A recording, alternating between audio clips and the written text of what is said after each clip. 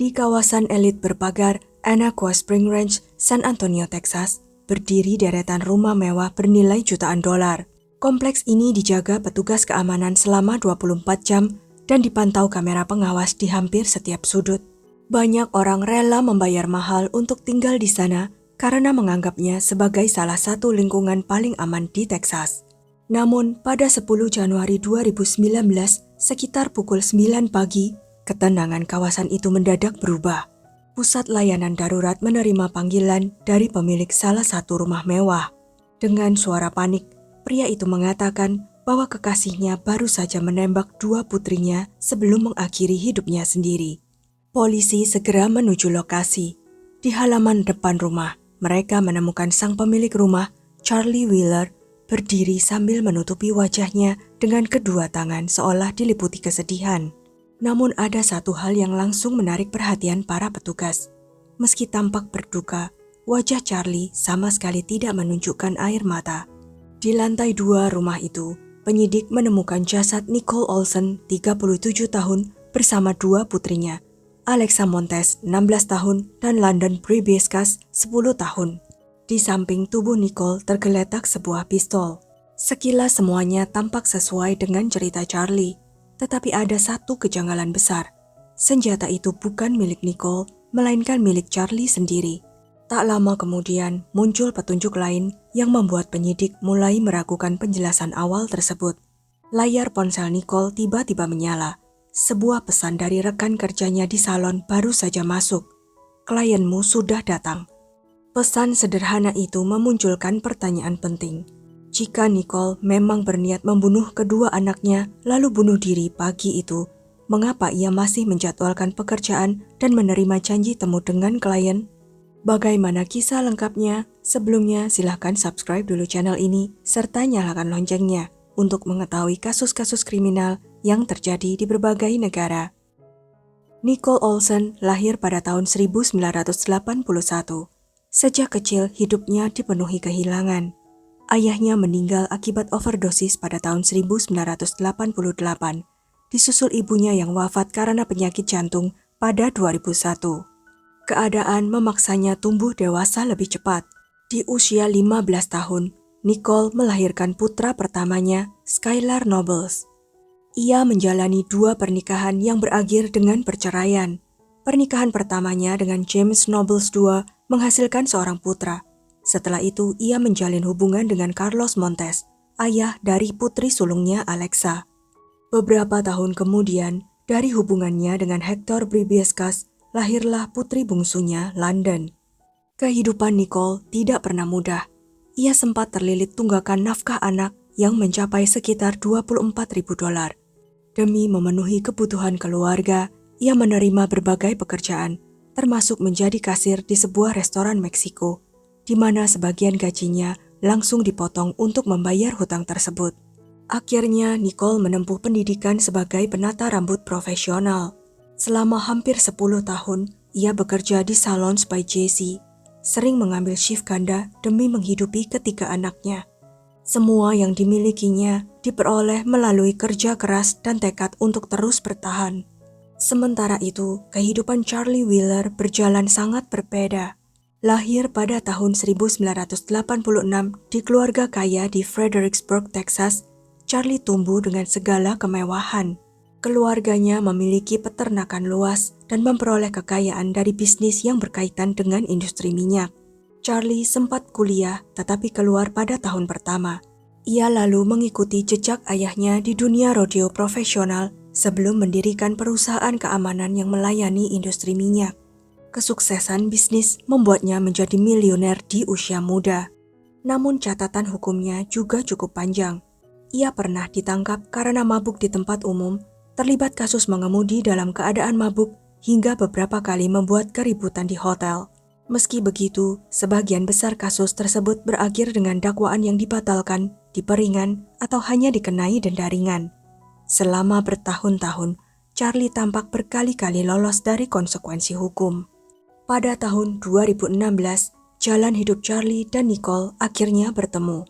Charlie menemukan akun media sosial Nicole yang saat itu sedang mempromosikan sebuah merek jam tangan dan perhiasan bersama teman-temannya. Ia mengirim pesan melalui Instagram. Percakapan mereka berkembang menjadi hubungan asmara. Pada April 2017, Charlie membeli sebuah rumah mewah seluas sekitar 4.500 kaki persegi di Anaqua Spring Ranch. Rumah itulah yang kelak menjadi lokasi tragedi. Tak lama kemudian, Nicole pindah ke sana bersama kedua putrinya. Dari luar, kehidupannya tampak akhirnya berubah.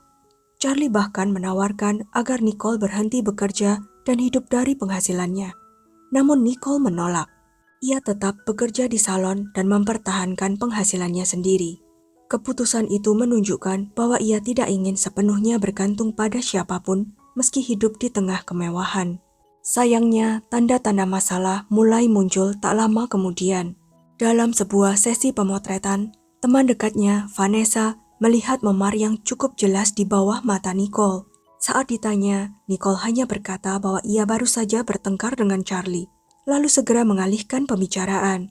Beberapa bulan kemudian, saat merayakan hari jadi hubungan mereka di sebuah hotel di Galveston, pertengkaran kembali terjadi. Situasinya memburuk hingga petugas keamanan hotel turun tangan dan mengeluarkan Charlie dari properti tersebut. Setelah diusir dari hotel di Galveston, Charlie memang pergi. Namun ia melakukan sesuatu yang jauh lebih ekstrim. Ia membawa semua barangnya, mengambil koper Nicole, menyita ponselnya, lalu meninggalkannya sendirian di kota yang tidak dikenalnya tanpa alat komunikasi. Dengan susah payah, Nicole akhirnya berhasil menghubungi sahabatnya, Monica. Selama hampir 17 jam, mereka berbicara tanpa henti. Nicole menangis dan menceritakan bagaimana ia terus-menerus dipermalukan serta mengalami tekanan emosional dalam hubungannya dengan Charlie. Di akhir percakapan itu, Nicole mengatakan dengan tegas, "Aku akan meninggalkannya." Namun rencana itu tidak pernah langsung terwujud. Keesokan harinya, ia justru kembali ke rumah Charlie. Sejak saat itu, Monica hampir tidak pernah lagi berhubungan dengannya. Memasuki tahun 2018, sikap Charlie semakin mengendalikan kehidupan Nicole. Suatu hari, saat Nicole dan sahabatnya, Vanessa, menonton pertandingan basket, Charlie terus-menerus menelepon. Akhirnya ia meminta Vanessa ikut berbicara di telepon. Kalimat yang diucapkannya membuat Vanessa merinding. "Kamu beruntung aku mengizinkan dia pergi bersamamu." Malam harinya, kedua sahabat itu melanjutkan acara ke sebuah klub jazz. Tak lama kemudian, telepon kembali berdering. Charlie ternyata mengetahui lokasi mereka dan memerintahkan Nicole segera pulang. Musim panas tahun itu, Vanessa berkunjung ke rumah pasangan tersebut di Anaqua Spring Ranch.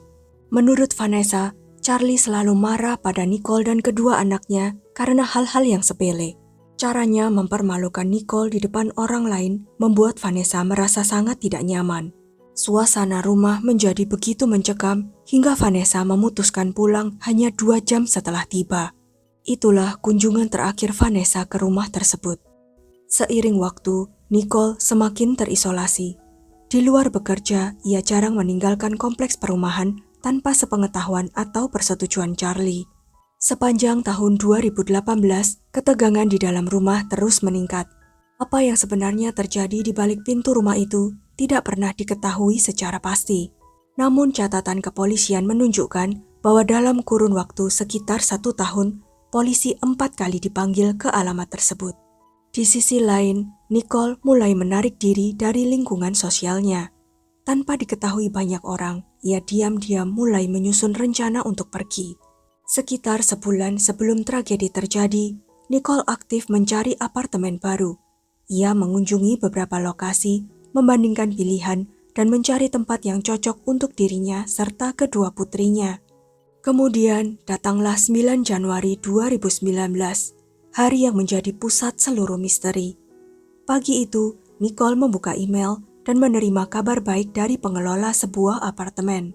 Unit yang diincarnya akhirnya tersedia. Proses penyewaan bisa segera dilanjutkan dan ia hanya perlu menyelesaikan dokumen untuk mulai pindah. Setelah sekian lama, untuk pertama kalinya ia memiliki jalan keluar yang nyata.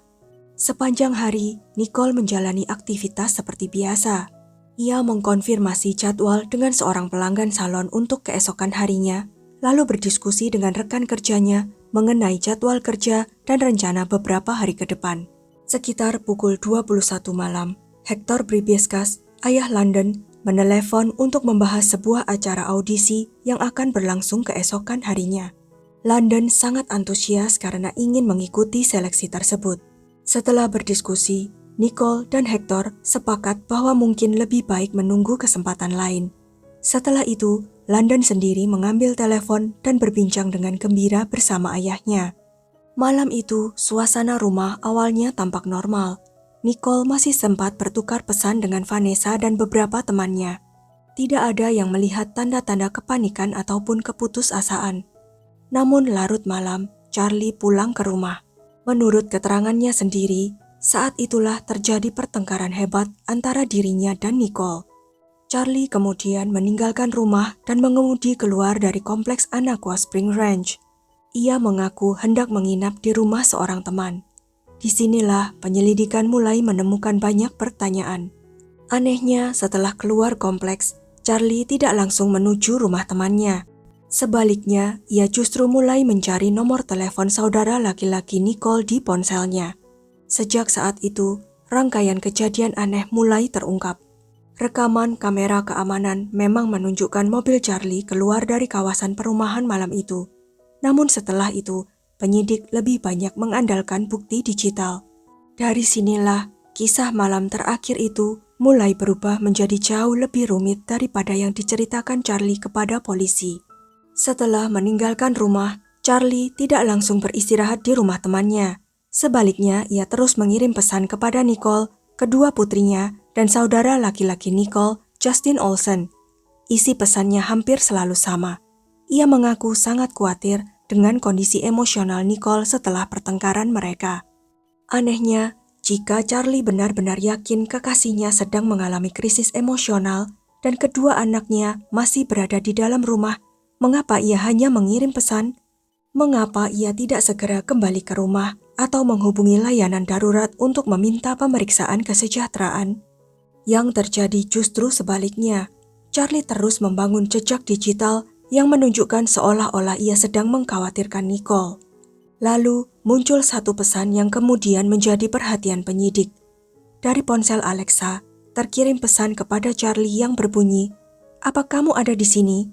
Kurasa dia sedang berbicara sendiri, disertai emoji wajah ketakutan. Ponsel itu menimbulkan banyak pertanyaan. Namun yang tercatat hanya sebuah pesan dikirim. Ponsel tidak bisa membuktikan siapa yang benar-benar mengetik pesan tersebut. Menjelang pukul 23 malam, aktivitas beralih ke ponsel Nicole. Tercatat 5 panggilan keluar. Panggilan pertama ditujukan kepada ibu Charlie, tetapi tidak dijawab. 4 panggilan berikutnya menghubungi layanan darurat 911. Hanya 1 panggilan yang berhasil tersambung. Operator menjawab, tetapi yang terdengar hanyalah keheningan. Tidak ada teriakan, tidak ada percakapan, bahkan tidak ada suara yang menjelaskan apa yang sedang terjadi. Sebelum lokasi penelepon berhasil dipastikan, sambungan terputus.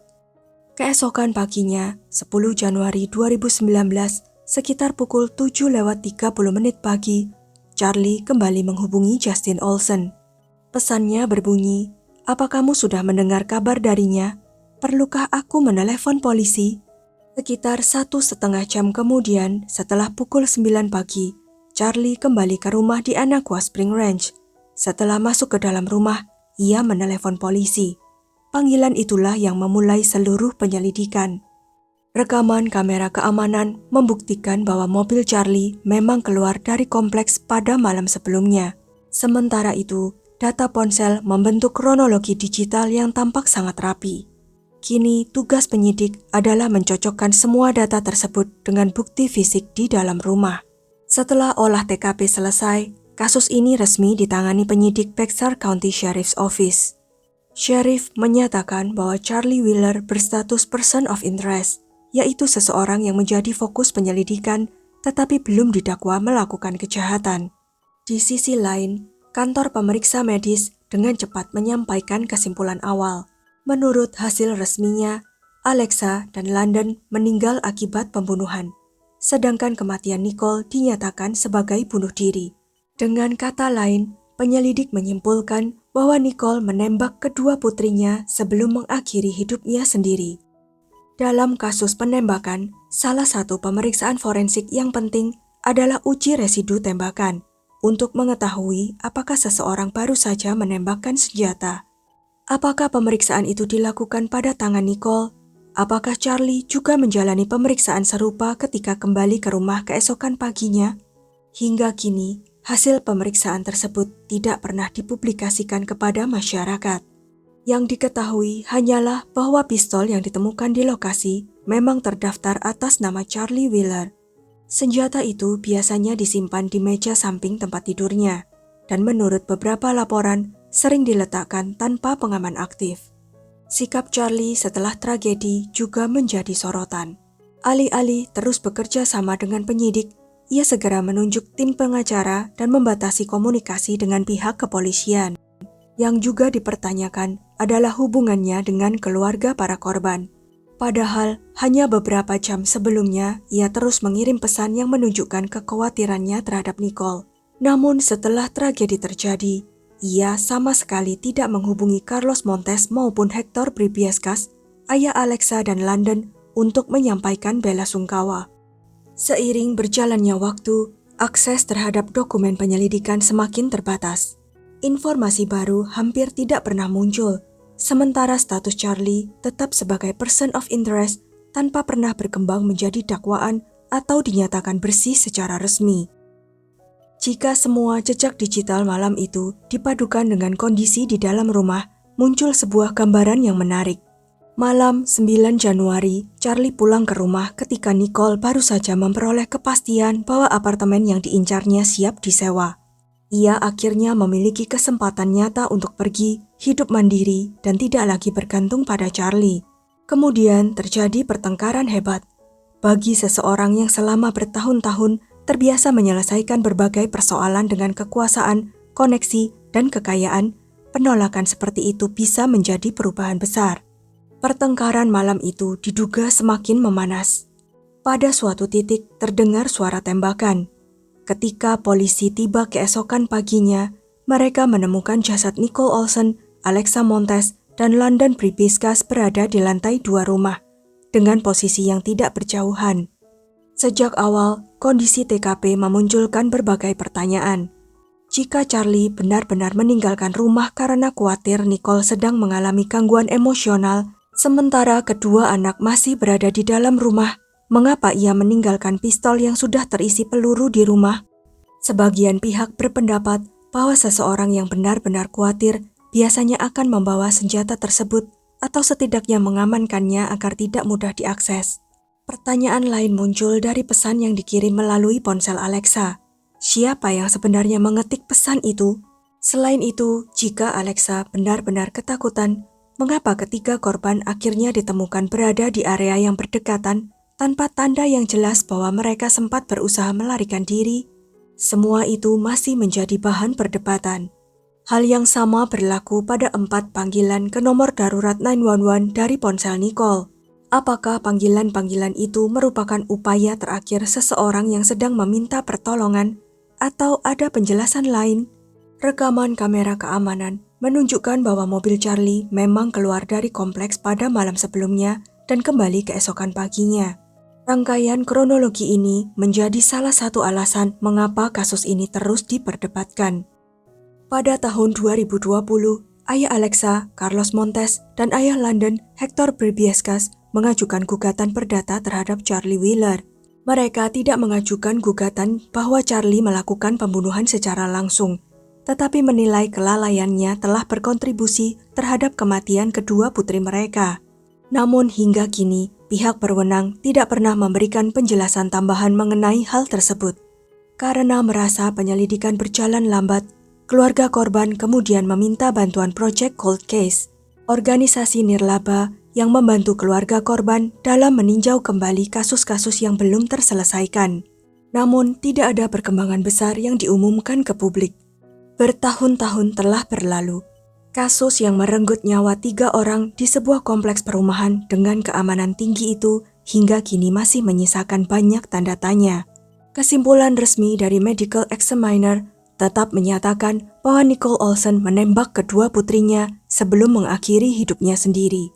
Namun keluarga korban terus mempertanyakan kesimpulan tersebut dan berpendapat bahwa sejumlah bukti forensik yang mereka harapkan tidak pernah dipublikasikan secara terbuka. Sementara itu, Charlie Wheeler tidak pernah didakwa atas kematian Nicole, Alexa maupun London. Hingga saat ini, ia tetap berstatus person of interest tetapi tidak pernah ditetapkan sebagai tersangka. Ironisnya, semua ini terjadi di Anaqua Spring Ranch, sebuah kawasan yang dikenal karena gerbang keamanan, kamera pengawas, dan sistem perlindungannya yang ketat. Teknologi keamanan di sana memang berhasil merekam siapa yang keluar dan masuk kompleks. Namun kamera-kamera itu tidak mampu menjelaskan apa yang sebenarnya terjadi di balik pintu rumah tersebut pada malam 9 Januari 2019. Sisanya masih berupa pertanyaan yang belum berhasil dijawab oleh penyelidikan resmi. Karena itulah, hingga hari ini, kasus kematian Nicole Olsen, Alexa Montes, dan London Bribrieskas menjadi salah satu misteri kriminal yang paling diperdebatkan di Texas. Sekian kisah kali ini. Jangan lupa untuk klik like, share, subscribe, dan komen ya pendapat kalian. Sampai jumpa lagi di video-video selanjutnya.